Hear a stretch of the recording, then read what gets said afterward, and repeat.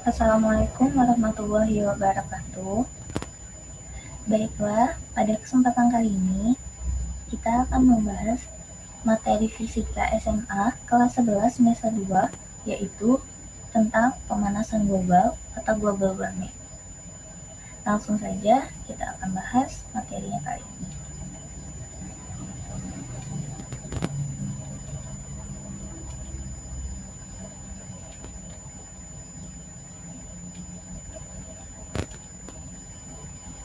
Baik, global warming. Global warming atau biasa disebut oleh orang Indonesia yaitu pemanasan global adalah proses peningkatan suhu rata-rata atmosfer, laut, dan daratan yang disebabkan oleh peningkatan konsentrasi gas rumah kaca yang diakibatkan oleh aktivitas manusia itu sendiri. Penyebab global warming secara garis besar ada 4. Yang pertama yaitu efek rumah kaca. Apa itu efek rumah kaca? Efek rumah kaca adalah proses pemanasan benda langit, planet, bintang, dan lain sebagainya akibat keadaan atmosfernya. Beberapa contoh gas rumah kaca yaitu CO2, NO2, dan CH4. Gas-gas tersebut disebut gas rumah kaca karena berfungsi seperti kaca yang berada di dalam rumah kaca, yakni menyerap dan memantulkan kembali radiasi gelombang yang dipancarkan matahari ke bumi sehingga panas tersebut akan tersimpan di permukaan bumi. Hal ini terjadi berulang-ulang dan mengakibatkan suhu rata-rata bumi terus meningkat dan terus meningkat setiap tahunnya. Peningkatan suhu yang terjadi rata-rata adalah sebesar 0,6 derajat Celcius dalam 1 abad terakhir. Lalu, penyebab yang kedua yaitu efek penguapan air.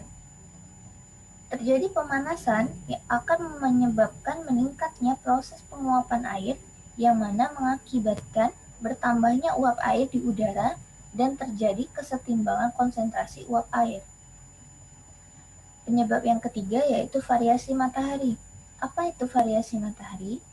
Variasi matahari adalah peningkatan aktivitas matahari akibat efek rumah kaca yang memanaskan stratosfer. Lalu penyebab yang terakhir yaitu klorofluorokarbon, biasa disingkat CFC atau mungkin di Indonesia lebih dikenal sebagai freon.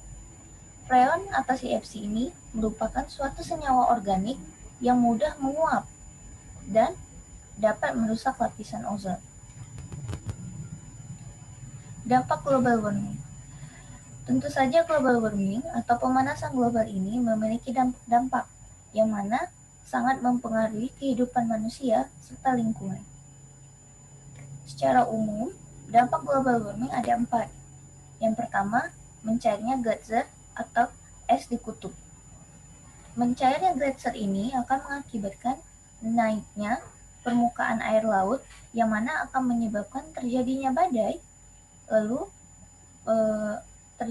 meningkatnya intensitas terjadinya pasang, banjir, dan sebagainya. Dampak yang kedua yaitu suhu global meningkat. Meningkatnya suhu bumi secara global tentu saja akan berakibat pada makhluk hidup yang ada di bumi. Salah satunya saja akan mengakibatkan terjadinya fenomena cuaca ekstrim dan perubahan iklim yang tidak menentu. Lalu dampak yang ketiga, rusaknya ekosistem. Rusaknya ekosistem akibat meningkatnya suhu bumi tentu saja akan berakibat pada manusia dan juga hewan serta tumbuhan. Rusaknya ekosistem tentunya akan mengganggu rantai makanan, dan penyebab rantai makanan terganggu ini tentu saja oleh rusaknya ekosistem yang terjadi akibat pemanasan global. Parahnya, kemungkinan terburuk dari rusaknya ekosistem, ada kemungkinan beberapa flora dan fauna akan punah eksistensinya. Lalu, dampak yang terakhir yaitu meningkatnya resiko kesehatan. Meningkatnya resiko kesehatan ini tentu saja akan sangat berpengaruh bagi manusia. Salah satu contohnya yaitu karena meningkatnya jumlah CO2 atau karbon dioksida yang terperangkap di atmosfer, kualitas udara yang digunakan manusia untuk bernafas tentunya akan menurun dan mengakibatkan gangguan pernafasan.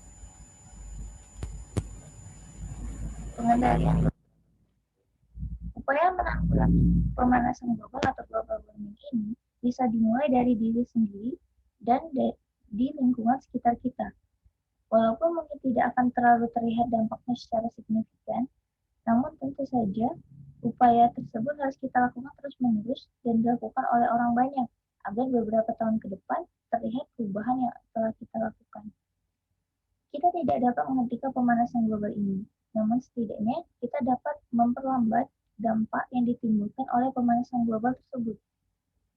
Nah, upaya menanggulangi pemanasan global secara garis besar saya rangkum menjadi 5 hal yang dapat kita lakukan, yaitu yang pertama, mengurangi produk gas rumah kaca. Lalu yang kedua, melakukan 3R, reuse, reduce, recycle, dan reboisasi. Lalu yang ketiga, hemat energi listrik. Yang keempat, menggunakan sumber energi alternatif. Dan yang kelima, menjalin kerjasama internasional untuk mengurangi emisi gas rumah kaca. Kerjasama internasional. Kerjasama internasional tentunya diakibatkan oleh karena sadar diri akan bahayanya dari pemanasan global itu. Ada beberapa kerjasama internasional yang terjadi untuk menanggulangi pemanasan global. Namun di sini saya akan menjelaskan tentang 3 kerjasama saja. Yang pertama yaitu IPCC atau singkatan dari Intergovernmental Panel on Climate Change. IPCC merupakan panel atau panel antar pemerintah yang tugasnya untuk memberi data ilmiah terkini dan menyeluruh terkait iklim. IPCC ini mengadakan rapat pleno setiap tahunnya untuk membahas informasi terkini mengenai iklim, dampak, adaptasi, dan kerentanan iklim, serta upaya untuk menghadapi perubahan iklim itu. Lalu ada protokol Kyoto. Protokol Kyoto merupakan protokol terhadap konvensi rangka kerja PBB tentang perubahan iklim. Protokol Kyoto memiliki target untuk mengurangi emisi gas rumah kaca secara keseluruhan rata-rata sebesar 5% di seluruh dunia. Lalu yang terakhir, APPCDC atau biasa disingkat APP, merupakan singkatan dari Asia Pacific Partnership on Clean Development and Climate. APP ini merupakan kerjasama sukarela antara negara Australia, Kanada, India, Jepang, Republik Rakyat Cina, dan Korea Selatan untuk bekerja sama dalam pengembangan dan transfer teknologi yang memungkinkan pengurangan emisi gas rumah kaca.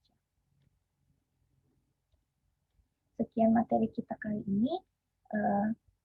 Semoga penjelasan singkat tadi bisa membantu teman-teman semua dalam memahami materi pemanasan global. Akhir kata, wassalamualaikum warahmatullahi wabarakatuh.